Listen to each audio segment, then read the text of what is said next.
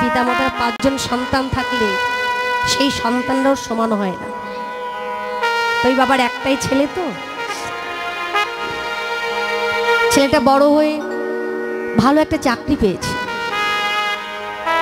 প্রত্যেকদিন ছেলেকে অফিসে যেতে হয়। তো অফিসে যাওয়ার সময় বাবাকে বলে যায়, বাবা তুমি সাবধানে থেকো, সারাদিন তো তোমার সঙ্গে আমার দেখা হবে না। কিন্তু যেমনই ছেলে চলে যায়, ঠিক তার 10 মিনিট পরে বাবা কি করে, ঘরে দরজা বন্ধ করে দিয়ে বাবাও বেরিয়ে যায়।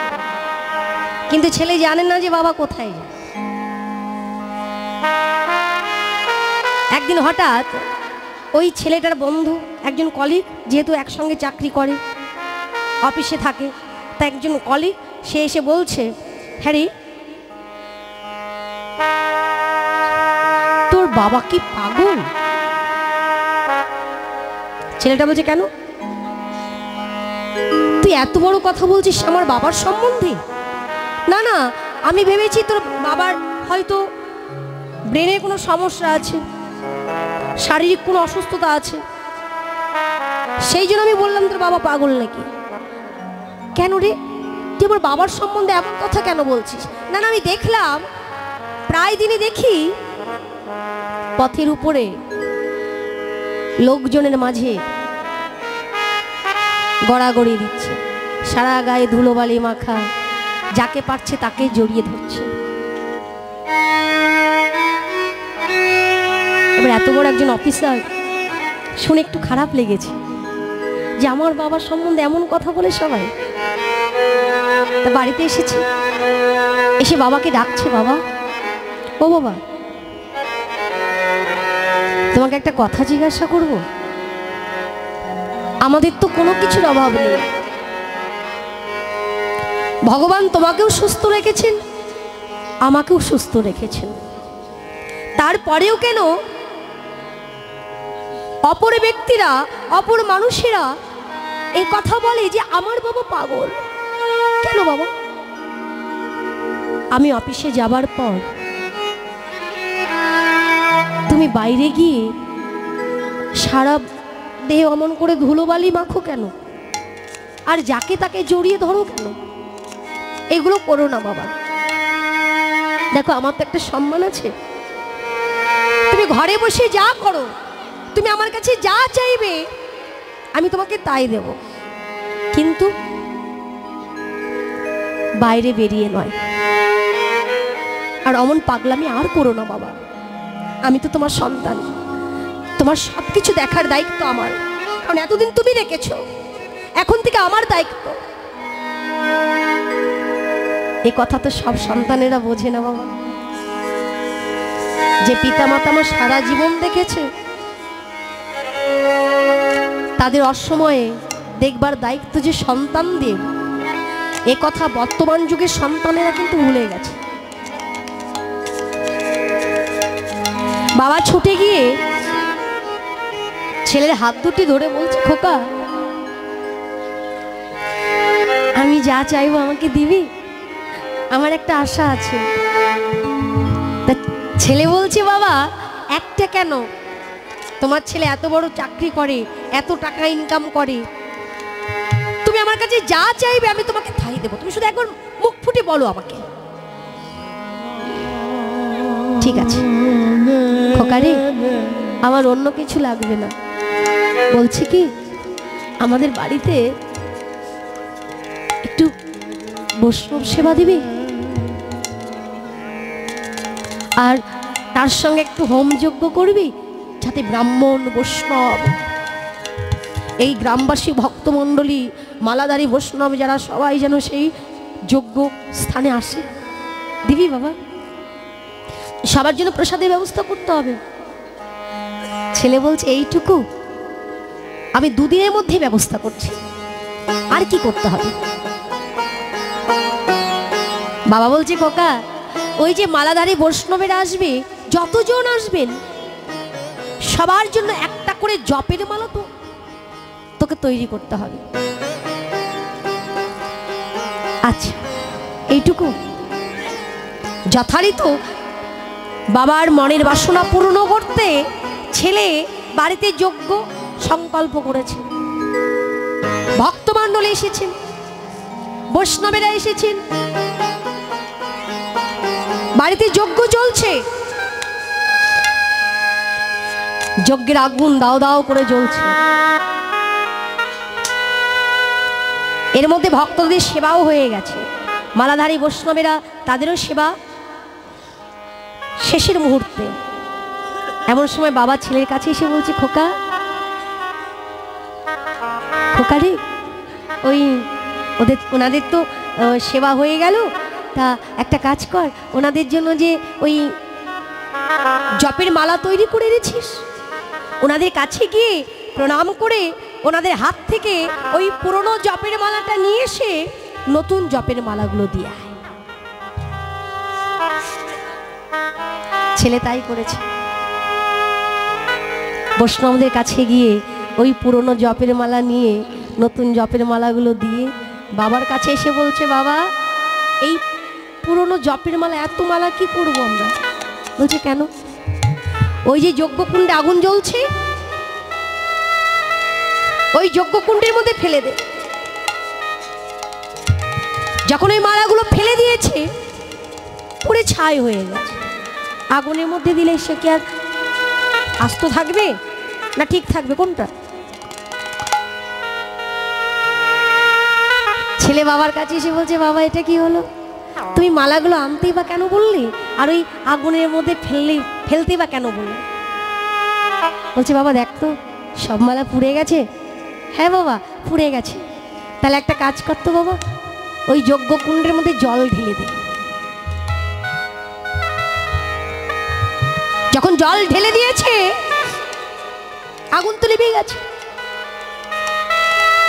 বাবা বলছে, খোকা এবার ওই কুণ্ডের মধ্যে হাত দিয়ে দেখ তো কিছু পাস কিনা। কুণ্ডের মধ্যে যখন হাত দিয়েছে, হাত দিয়ে কি দেখলো? সব মালা পুড়ে গেছে, কিন্তু একটা জপের মালা পড়ে নাই। ওই মালাটি তুলে বাবার কাছে এসে বলছে, বাবা এ কি আশ্চর্য, সব মালা পুড়ে গেল, এই মালাটা কেন পড়লো না? বাবা ছুটে গিয়ে ছেলের হাত থেকে ওই মালাটি নিয়ে হৃদয় মাঝে জড়িয়ে ধরে বললেন, খোকা দেখেছিস খোকা, সে এসেছিল আমার ঘরে, কিন্তু আমি তাকে চিনতে পারিনি। তুই বলিস না, তুই আমাকে বলেছিলি না আমি কেন পাগলের মতো সবাইকে জড়িয়ে ধরি, কেন সবার চরণে লুটিয়ে পড়ি? খোকা রে, এই মানুষটিকে পাবার জন্য। সে আমার ঘরে এসেছে, কিন্তু তাকে আমি চিনতে পারিনি। এই মালাটির যে মালিক, তিনি হলেন অনাদির আদি, তিনি হলেন সর্বকারণের কারণ।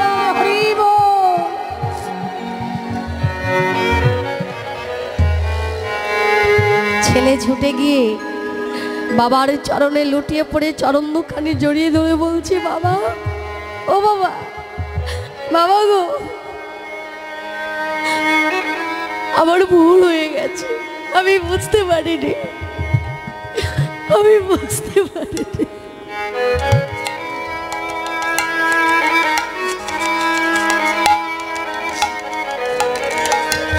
আমায় তুমি ক্ষমা করে দাও। আজ থেকে শত কর্মর মধ্যেও দিয়েও যেন আমি তোমারই মতো, আমি যেন বদনে কৃষ্ণ নাম লই, যেনই আমি ভক্ত সঙ্গ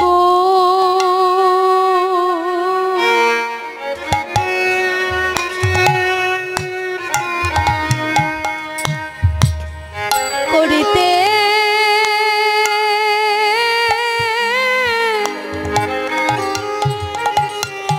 আমি করিতে পারি,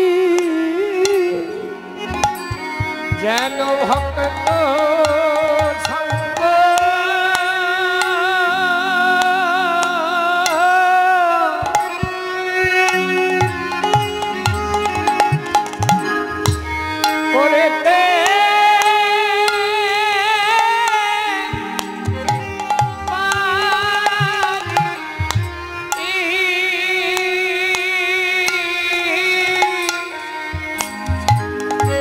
বদনে হরে কৃষ্ণ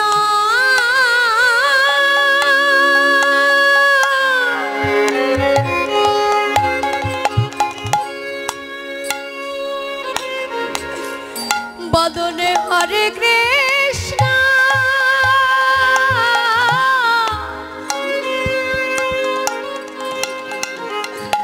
হরে কৃষ্ণ হরে বলে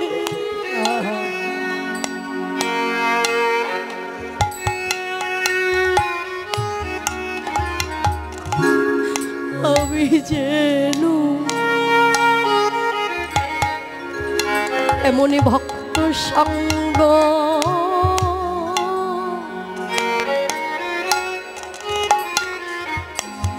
করিতে পারি বদনে হরে কৃষ্ণ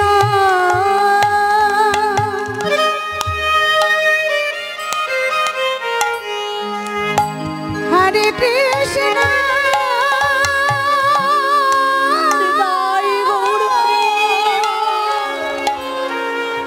হরি বলিতে বলিতে আমি যেন আমার আপন ঘরে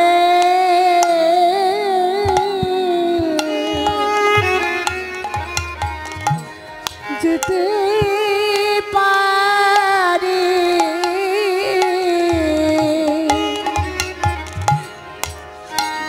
আমি ভক্ত চরণ আমার হৃদয়ে ধরে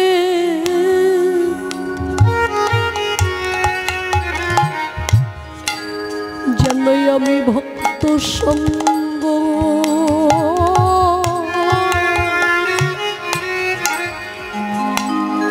করিতে পারি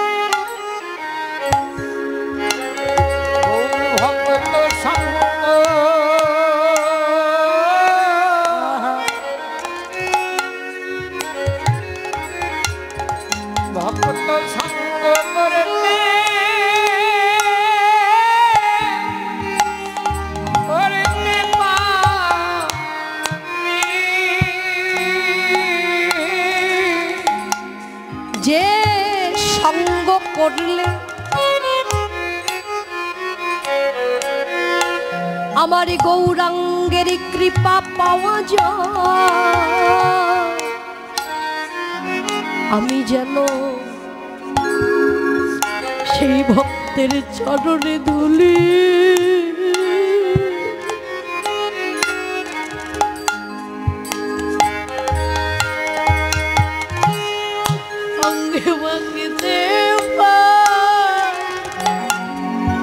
যে সঙ্গ করিলে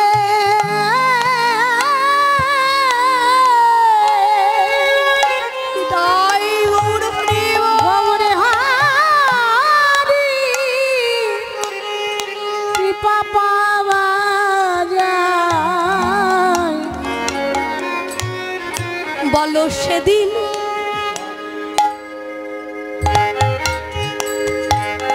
সেদিন আমার কবে বা হবে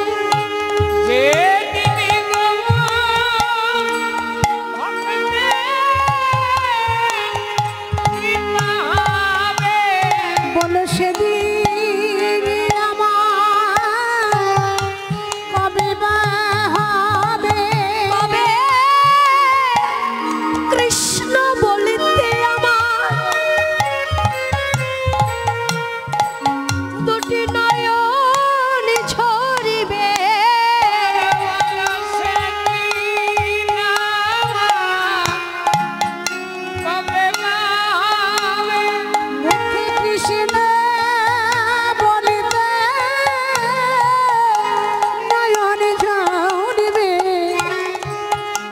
সেদিন সেদিন আমার কবে কবে আমার ভক্ত চরণে ধুলি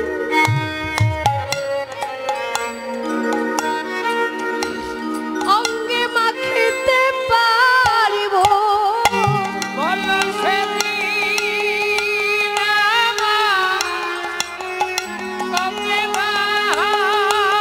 ভক্তির চরণে ধুলি অঙ্গে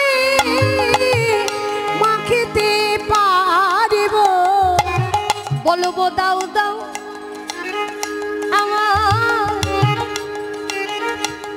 চরণে ধুলি আমার আর ভাগে হয় কি না আমার এই তাপিত পারা শীতল হবে ভক্তির চরণে ধুলি অঙ্গে মাখিলে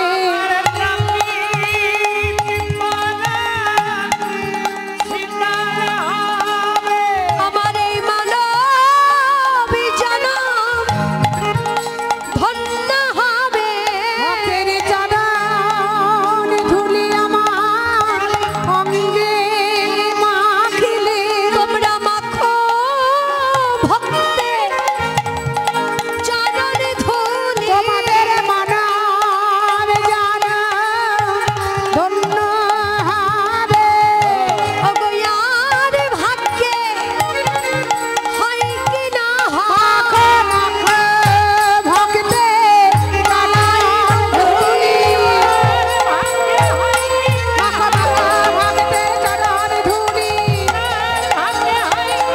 মাখো মাখো ভক্তের চরণ ধুলি